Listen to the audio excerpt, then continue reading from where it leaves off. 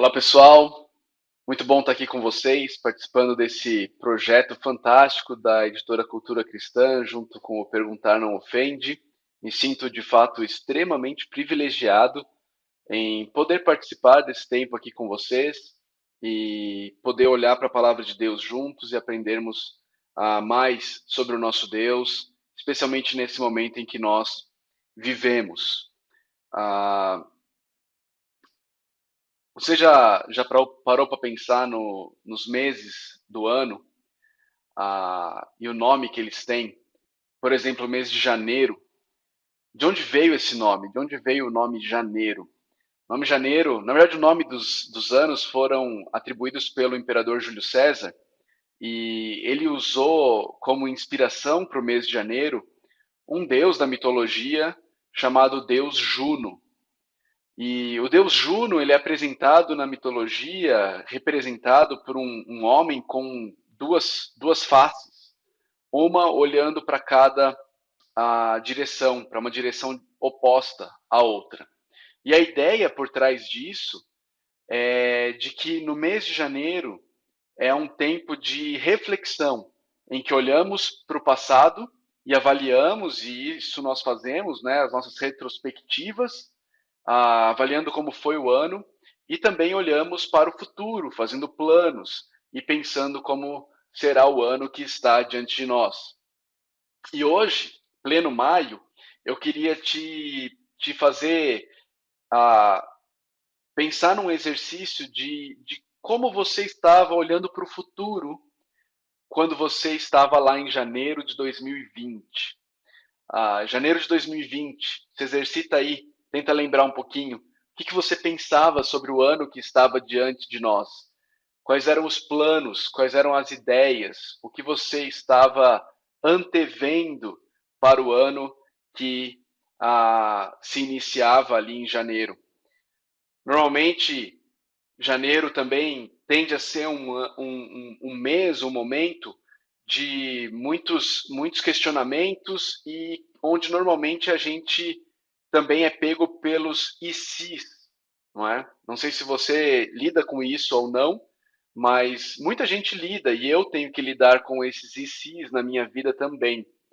A gente começa a perguntar a nós mesmos, não é? E se as coisas que eu estou planejando não derem certo? E se eu não conseguir concluir esse projeto? E se aquela garota não quiser casar comigo? E se eu for demitido? E aí seguem inúmeros e se's, não é? Ao longo de nossas vidas. Mas hoje eu queria olhar com vocês para um panorama do livro do profeta Abacuque. A gente vai fazer um panorama, um sobrevoo sobre o livro do profeta Abacuque e vamos aprender com o profeta Abacuque a trocarmos o e se pelo mesmo se. Nós vamos aprender com o profeta Abacuque como nós podemos deixar de ser dominados pelos e se da vida e começarmos a viver uma vida onde o que domina o nosso pensamento, o que domina a nossa mente é a ideia do mesmo se, ou do ainda que, mas do mesmo se. Antes de entrarmos propriamente dito no livro do profeta Abacuque, eu gostaria de lembrar um pouco para vocês e situar um pouco vocês no contexto de Abacuque. Abacuque, ele é como um salmo. Ele é como um salmo. Na verdade, estudar Abacuque é como se nós ouvíssemos atrás da porta do salmista no processo de confecção do seu salmo. Veja comigo, o salmo, é muito comum a gente ver isso nos salmos, por exemplo, o salmo 34, a gente vê o salmista dizendo: busquei o Senhor e ele me respondeu. Ou então no salmo 118, versículo 5, na minha angústia clamei o Senhor e o Senhor me respondeu. É muito comum a gente ter esse tipo de interação nos salmos, só que a gente não tem a resposta do Senhor, não é? Nós temos o salmista dizendo: busquei ao Senhor e ele me respondeu. Na minha angústia clamei ao Senhor e o Senhor me respondeu. E muitas vezes nós vemos uma mudança de perspectiva no salmista entre antes dele clamar ao Senhor e depois da resposta do Senhor. Mas normalmente nos Salmos nós não temos a resposta do Senhor. E aqui em Abacuque nós temos registrada a resposta do Senhor. Ah, na verdade, se você olhar para Abacuque, o último versículo de Abacuque nos mostra, não está projetado aí, mas nos mostra que Abacuque tem essa semelhança com os Salmos. Ele termina dizendo: para o mestre de música, para os meus instrumentos de cordas. Na verdade, como a maioria dos Salmos começam, não é aqueles títulos dos Salmos, né? Abacuque tem isso aqui. Abacuque a, é uma música, pelo menos essa parte final de Abacuque aqui. E aqui a gente tem a oportunidade de ver a resposta do Senhor. Mas vamos olhar um pouco, queridos, para o contexto do livro do profeta Abacuque. O grande rei de Israel, depois de Davi, o seu filho Salomão, fez o que era bom aos olhos do Senhor, e depois a gente tem uma série de reinados onde o que nós encontramos são reis fazendo o que é mal aos olhos do Senhor. Durante esse período aí de quase 300 anos, vejam só, a Bíblia é esquecida. Eles perdem os manuscritos da palavra de Deus. Eles perdem isso. A Bíblia é esquecida. E você tem especialmente os dois últimos reis, antes do rei Josias, o rei Manassés e o rei Amon. Eles foram reis terríveis, reis terríveis. Durante o reinado deles, foi introduzido sacrifícios humanos. Pais estavam sacrificando seus filhos no altar de Moloque. Judá estava adorando Baal. A cidade de Jerusalém estava perdida na devassidão dos seus pecados e das suas imoralidades e das suas idolatrias. Então nós temos o rei Josias vindo, um rei que eles acham a palavra de Deus, existe um pequeno reavivamento que acontece ali em Jerusalém, mas é um pequeno reavivamento, e logo após a morte do rei Josias, você de novo volta a ter reis que fazem o que é mal aos olhos do Senhor. E aí, durante esse início do rei Josias, a morte dele e os próximos reinados, que você tem alguns dos profetas chamando Jerusalém ao arrependimento. Naum, Sofonias, Abacuque, Jeremias, não é?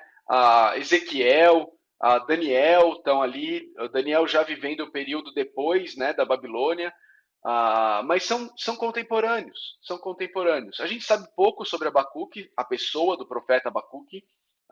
Existe um livro apócrifo que fala que ele alimentou Daniel na cova dos leões, mas não é um livro muito crível historicamente.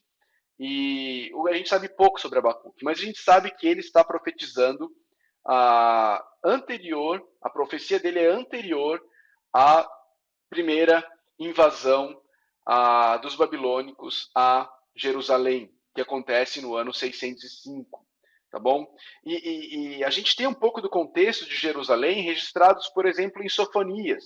Você tem aí projetado Sofonias capítulo 3, versos de 1 a 4, onde fala sobre a liderança está totalmente corrompida, onde fala dos juízes, dos líderes, profetas, sacerdotes, profanando o santuário, violentando a lei, onde de fato o povo não confia no Senhor, não se aproxima de Deus. Essa é a realidade de Jerusalém nos dias de Abacuque. E quando Deus começa a trazer juízo sobre Jerusalém, o profeta Jeremias, ele revela, ele relata a nós, no capítulo 28, que profetas se levantaram e começaram a dizer para o povo que iria dar tudo certo. Que o que o profeta Jeremias, por exemplo, estava profetizando nunca lhe sobreviria, e que isso passaria como vento, de que tudo no final ia dar certo. Qualquer semelhança não é mera coincidência. Mas o fato é que a situação em Jerusalém era terrível, a ponto de Jeremias chegar a profetizar que um dos reis teria o enterro como de um jumento. Mas deixe-me ler com vocês Abacuque capítulo 1, versos 1 a 4, e aí nós vamos começar esse panorama no livro do profeta Abacuque. Diz assim a palavra de Deus, eu peço que você ouça com fé a leitura da palavra de Deus, ok? Diz assim a palavra de Deus. Abacuque, capítulo 1, versos de 1 a 4. Advertência revelada ao profeta Abacuque. Até quando, Senhor, clamarei por socorro sem que tu ouças? Até quando gritarei a ti violência sem que traga salvação? Por que me fazes ver a injustiça e contemplar a maldade? A destruição e a violência estão diante de mim. Há luta e conflito por todo lado. Por isso, a lei se enfraquece e a justiça nunca prevalece. Os ímpios prejudicam os justos e assim a justiça é pervertida. Queridos, essa é a realidade de Jerusalém e Abacuque está indo até Deus, clamar ao Senhor, pedir ao Senhor por socorro. Ele está olhando para a situação de injustiça em Jerusalém, olhando para a situação em que as pessoas abandonaram Deus, em que os ímpios de Jerusalém estão tripudiando sobre os justos, e ele vai ao Senhor, como o salmista vai muitas vezes ao Senhor, e ele clama ao Senhor até quando? Até quando, Senhor? E ele usa o nome pactual de Deus, Yahweh. Ele diz: até quando, Senhor, clamarei por socorro sem que tu ouças? Ele usa esse nome que é o nome de Deus, o nome o qual Deus usa para se apresentar a Israel, lá no Êxodo, quando Moisés diz: Senhor, se me perguntarem em nome de quem eu vou, Deus diz: eu sou, te enviou. Yahweh, o nome pactual de Deus, o nome de Deus, do Deus com quem Israel tem uma aliança, uma aliança. E ele diz: até quando, Senhor, clamarei por socorro, sem que tu ouças? No versículo 5 ele diz, no versículo 5, desculpa, Deus começa a responder a Abacuque. A resposta que nós não temos nos Salmos, aqui em Abacuque nós temos. E Deus ele fala algo para Abacuque que eu gosto de imaginar se nós tivéssemos ouvido o versículo 5. Imagina se lá em janeiro você tivesse clamado a Deus e falado assim: Deus, me ajuda, Senhor. Deus, por favor, eu preciso do Senhor, eu preciso que o Senhor intervenha na minha vida.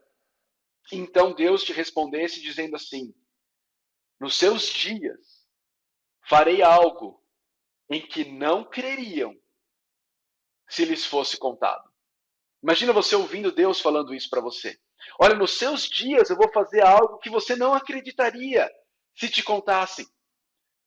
Eu não sei você, mas eu ficaria extremamente empolgado com essa possibilidade. Eu vibraria, eu falaria: agora sim, Deus está vindo, Ele vai fazer algo e vai ser algo inacreditável. Mas Deus continua. E ele diz no versículo 6, estou trazendo os babilônios, nação cruel e impetuosa, que marcha por toda a extensão da terra para apoderar-se de moradias que não lhe pertencem. É uma nação apavorante e temível, que cria a sua própria justiça e promove a sua própria honra. Uau! Uau! O profeta clama a Deus pedindo por socorro. O profeta clama a Deus pedindo por socorro diante dos ímpios de Jerusalém. E Deus fala: olha, eu vou resolver o problema dos ímpios de Jerusalém. Eu vou resolver o problema da impiedade dentro do meu povo. E eu vou resolver esse problema de uma maneira que, se eu te contar, você não vai acreditar. Mas eu vou te contar. Eu vou trazer os babilônios. Eu vou trazer os babilônios, um povo cruel, um povo impetuoso, um povo que se apodera do que não é deles, uma nação apavorante, uma nação temível, uma nação que cria a sua própria justiça. Eu vou trazê-los. E eles vão ser instrumentos da minha justiça para disciplinar e corrigir os ímpios do meu povo. Uau! Que resposta de Deus! Eu creio que não era muito bem a resposta que Abacuque estava esperando. Tanto é que ele termina o capítulo 1 de novo se queixando ao Senhor. Queixando de novo ao Senhor dos versos 12 até o verso 17. Na verdade, até o final do versículo 1 do capítulo 2, ele se queixa a Deus e ele termina a sua queixa no versículo 1 do capítulo 2, dizendo: Ficarei no meu posto de sentinela e tomarei posição sobre a muralha. Aguardarei para ver o que o Senhor me dirá e que resposta terei da minha queixa. Ele se queixa de novo ao Senhor. E ele diz: Agora eu vou esperar. Eu vou esperar para saber o que Deus tem a me dizer. E Deus, ele começa a relatar a maldade no coração do ímpio. Ele começa a mostrar para Abacuque o que está por trás da impiedade.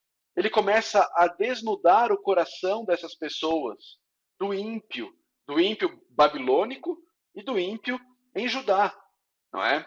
E no versículo 18 do capítulo 2, desculpe, ele diz assim: De que vale uma imagem feita por um escultor ou um ídolo de metal que ensina mentiras?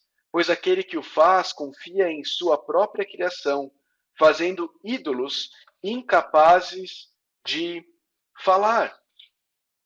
Versículo 19: Ai daquele que diz à madeira, desperte, ou a pedra sem vida, acorde.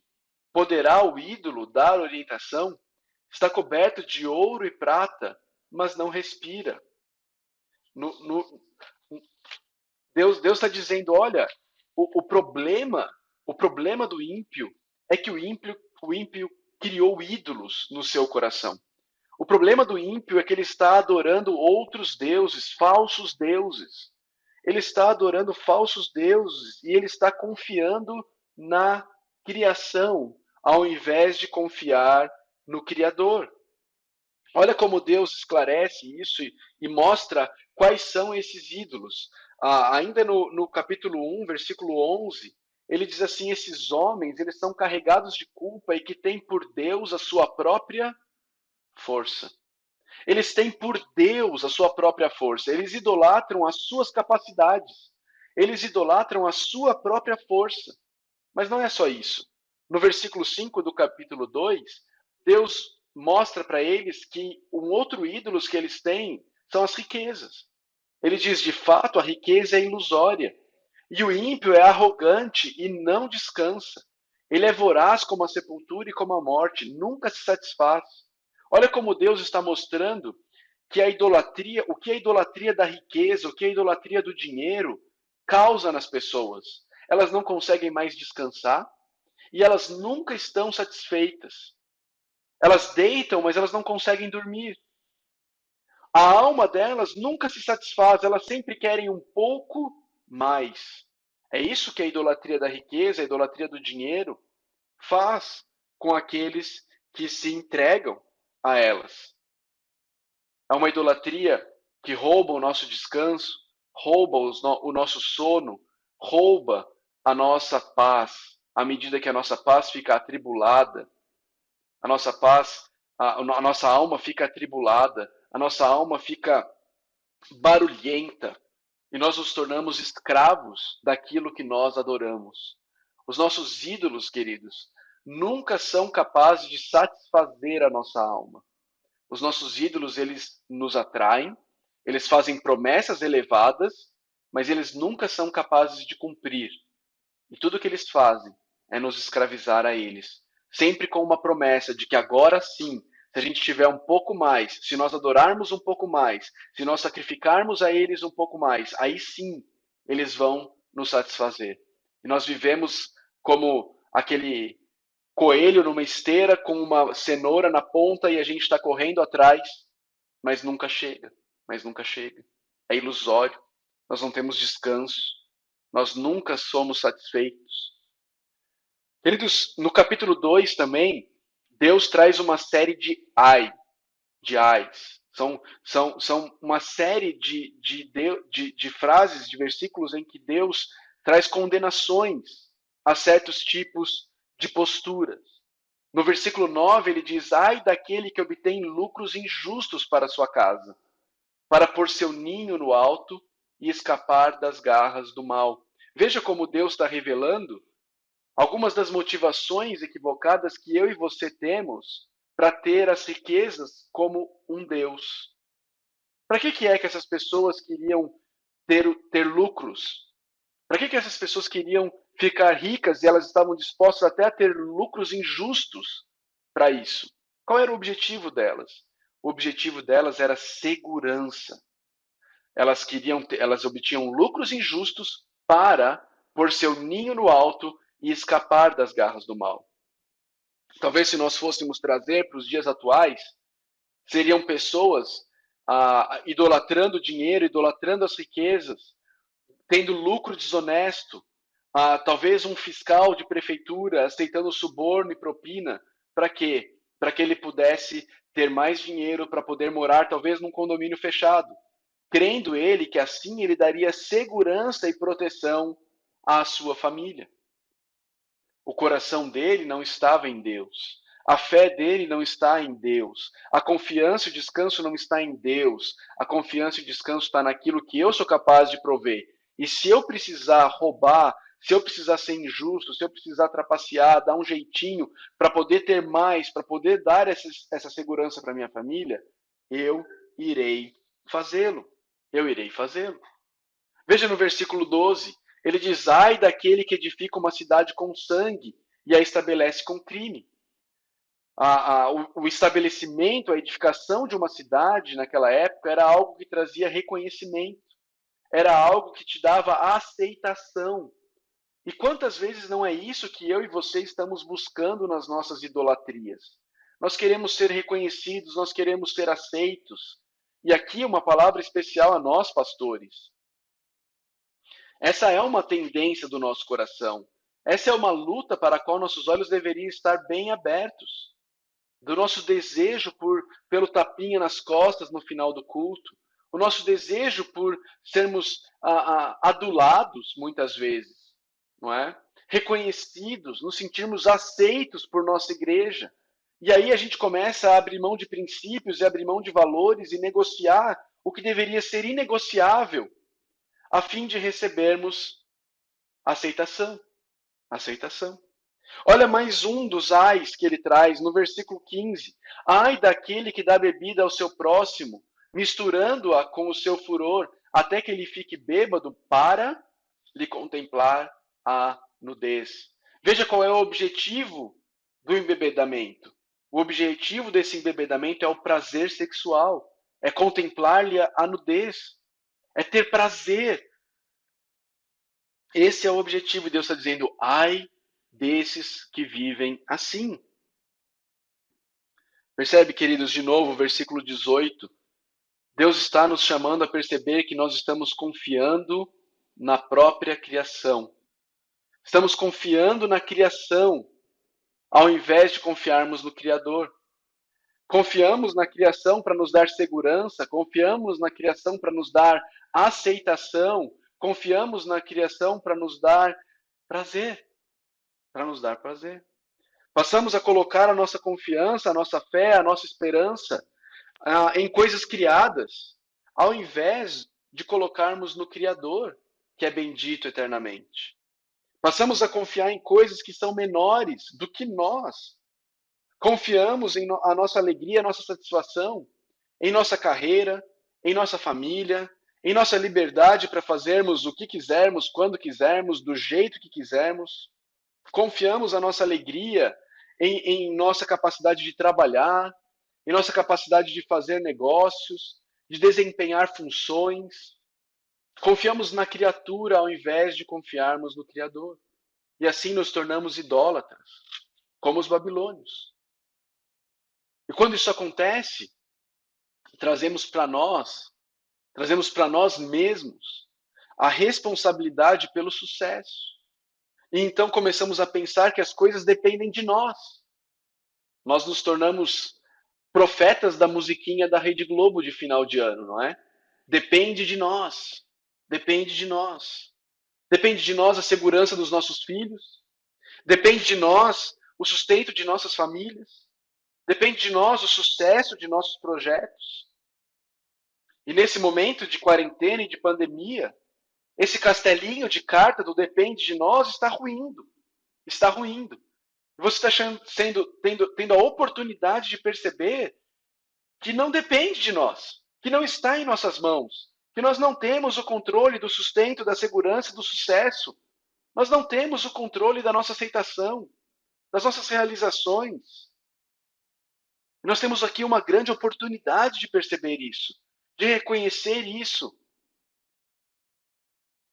e buscar mudança. Mas quando eu e você pensamos que depende de nós acabamos perdidos. Em momentos que esse castelinho cai e tudo fica claro de que nós estávamos confiando em algo que nós não podemos e não temos como confiar, nós ficamos perdidos sem saber para onde ir. E no versículo 19 do capítulo 2, Deus então diz: ai daquele que diz à madeira, desperte, ou a pedra sem vida, acorde. Poderá o ídolo dar orientação? Está coberto de ouro e prata, mas não respira. Ficamos perdidos porque os nossos ídolos são incapazes de nos orientar. Ídolos não direcionam, não orientam ninguém. Ídolos apenas consomem os seus adoradores. Apenas consomem os seus adoradores. A gente olha para Jerusalém e vê a Jerusalém oferecendo os filhos como sacrifício no altar do deus Moloque. A gente vê essa situação de Jerusalém oferecendo os filhos e a gente fala assim, nós nunca faríamos isso. Mas, queridos, quantos de nós não temos oferecido nossos filhos, nossa família, no altar do Deus sucesso, no altar do Deus segurança financeira? Quantos de nós não temos feito isso? Queridos, ídolos nos consomem. Eles consomem os seus adoradores. Ídolos não orientam, ídolos não cuidam do bem-estar daqueles que o adoram. Eles apenas consomem cada vez mais. Cada vez mais. Você adora os seus filhos e então os seus filhos sugam a sua energia. Você adora o seu emprego e ele te consome por completo. Você adora o respeito e o prestígio e você vai ser consumido tentando passar uma imagem respeitável e que fará com que as pessoas te prestigiem. Seu fim será terrível. Seu fim será terrível. Queridos, e quando isso acontece, a gente busca a nossa própria glória. E nós passamos a estar dispostos a fazer qualquer coisa, para que o nosso projeto tenha sucesso, para que a nossa família esteja protegida, para que o nosso nome seja respeitado. Nós estamos dispostos a fazer tudo, inclusive desobedecer a Deus, enganando, prejudicando pessoas inocentes, roubando, trapaceando, dando jeitinhos. Você percebe quando a gente confia nos nossos próprios esforços e um parente precisa de uma UTI diante do coronavírus, o que a gente pensa? A gente pensa em orar a Deus e confiar e descansar no Senhor? Ou a gente pensa em ligar para o deputado amigo nosso e dar um jeitinho de passar nosso parente na frente da fila? Onde está a nossa confiança? Onde está a nossa confiança? Queridos, é exatamente isso que os babilônios estavam fazendo. Eu e você temos em nós tudo o que é necessário para vivermos exatamente como os babilônios. A única diferença é a graça de Deus em nossas vidas. É a graça de Deus em nossas vidas. Essa graça, ela é demonstrada nesse texto através de 2 versículos que nos enchem de esperança. 2 versículos que trazem esperança. Porque se nós vemos a maldade por todo lado, e o ímpio, arrogante, iludido pelas riquezas, extorquindo, matando, roubando, envergonhando, nunca se satisfazendo, o texto termina com a promessa clara de que em meio a toda essa violência e injustiça, nós podemos ter algumas certezas. Deus diz, no capítulo 2, versículo 4, ele diz, o ímpio está envaidecido, Confia em si mesmo, seus desejos não são bons, mas o justo viverá pela fé. A promessa de Deus para Abacuque é: Abacuque, eu sei o que está acontecendo. Abacuque, eu estou vendo as injustiças. Abacuque, eu estou vendo a impiedade. E eu vou lidar com a impiedade. Eu vou lidar com essa vanglória, com esse orgulho do coração do ímpio. Eu vou lidar com essa autoconfiança. Mas descanse, Abacuque. Um pouco mais de tempo eu destruirei os ímpios. Mas o justo, aqueles que confiarem em mim, esses viverão pela fé.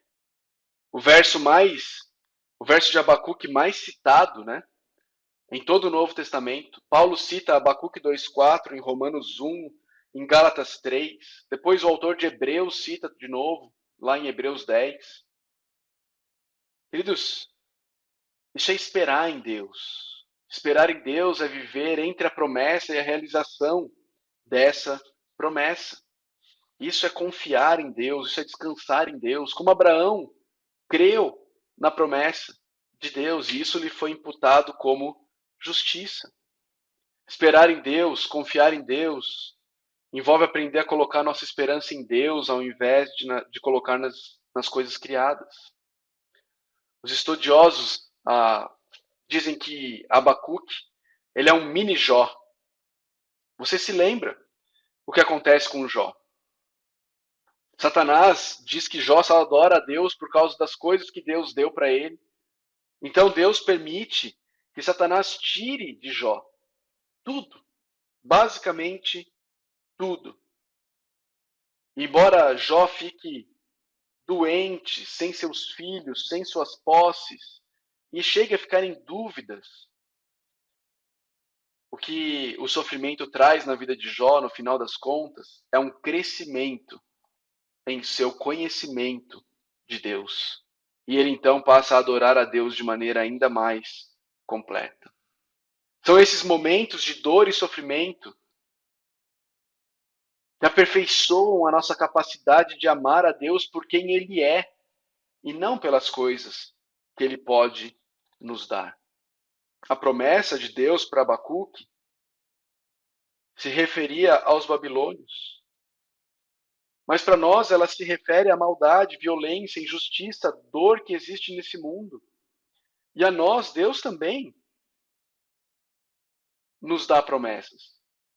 Por exemplo, através do apóstolo Paulo, lá em 2 Coríntios, quando ele diz que os nossos sofrimentos eles são leves e momentâneos, mas que eles estão causando para nós um peso de glória eterna. Um peso de glória eterna. Nós podemos crer nisso, nós podemos descansar nisso. Queridos, Abacuque clama a Deus. Até quando, Senhor? Até quando? Deus responde: eu vou fazer algo que você não vai acreditar. Eu vou trazer os babilônios e eles vão punir os injustos em Jerusalém.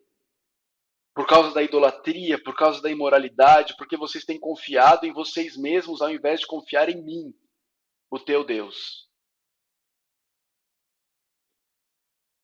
E então, queridos, depois de ouvir de Deus o que Deus iria fazer, depois de ouvir de Deus sobre essa exortação contra a idolatria, depois de ouvir de Deus que Deus irá cuidar dele, depois de ouvir de Deus de que Deus está atento à maldade, mas que o justo viverá pela fé, então Abacuque termina o seu pequeno livro com algumas das palavras mais bonitas da Bíblia.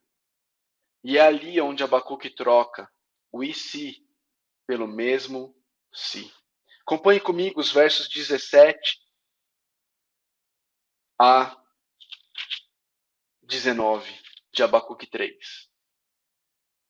Ele diz: mesmo se não florescer a figueira, e não havendo uvas na videira, mesmo se falhar a safra de azeitonas,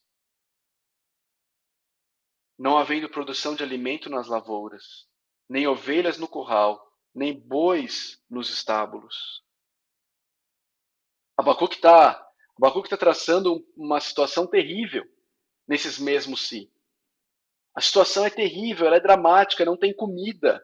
Veja bem, não tem pão de açúcar lá em Jerusalém, ok? Não tem Extra, não tem Carrefour, não tem Atacadão, não tem. O que tem é a lavoura, o que tem são os rebanhos.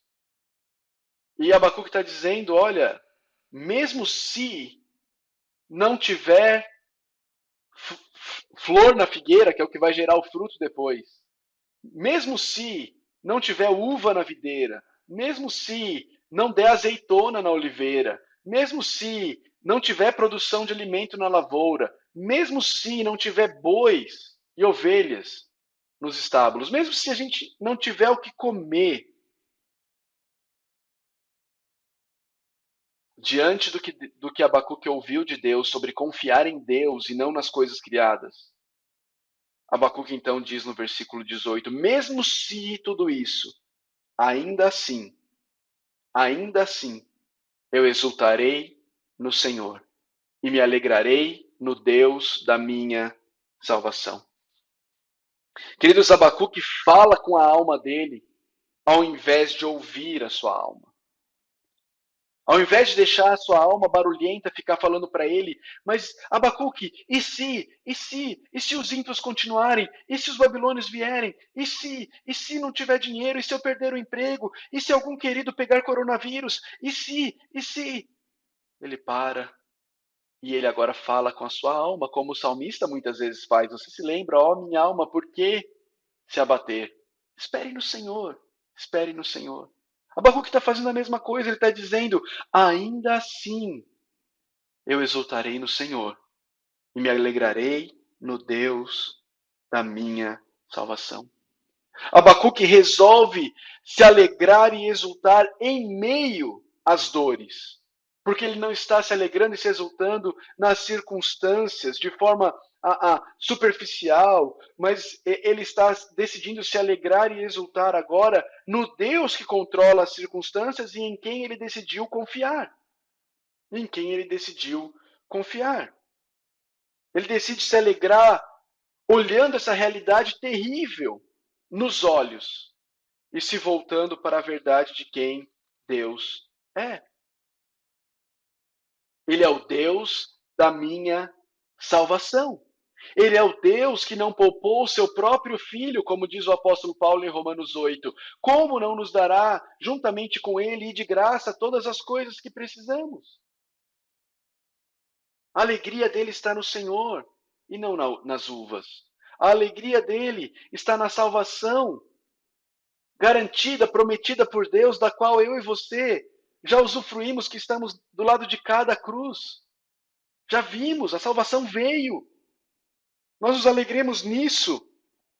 Porque, queridos, as oliveiras falharão. As uvas falharão. O seu emprego falhará. A sua saúde, a saúde dos seus queridos falhará mais cedo ou mais tarde. Tem prazo de validade, é uma questão de tempo.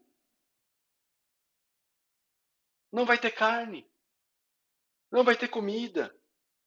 Mas ainda assim, a minha e a sua alegria pode existir se nós nos alegrarmos em Deus, o Deus da nossa salvação.